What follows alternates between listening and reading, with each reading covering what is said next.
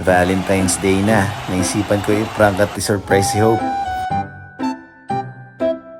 Sinabi kong malilate ako kasi iyak nang iyak si Zenon. Ang alam niya hindi kasama. Ang hindi niya alam, isasama ko si Zenon.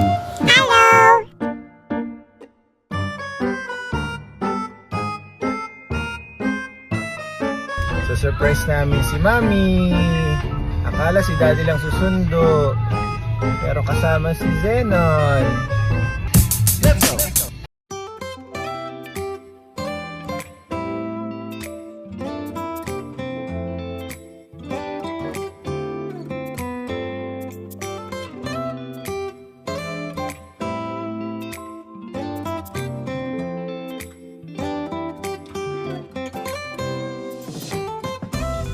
Nagulat siya kasi may pa-flowers. At eto pa ang pinaka-surprise.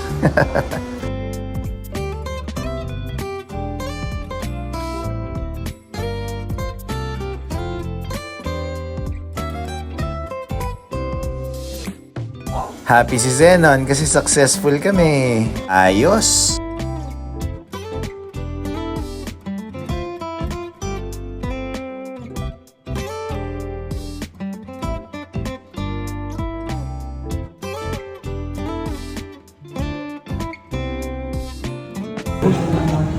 Akala ko busog na sila. Yung pala gusto ko pa na lang nilang mag-dessert. Magsisiitiman mga ipin nyo dyan. Sarap. Ayaw, di ba? Mga kulay itim na. Black ice cream kasi. Pero yogurt siya, no? Wow! Ganon? Gusto niya sa stroller. Kaya nga. No! Hi! Say hi!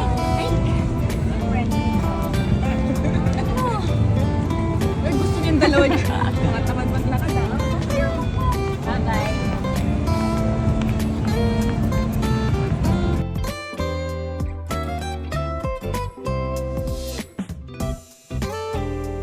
Thank you, Lord.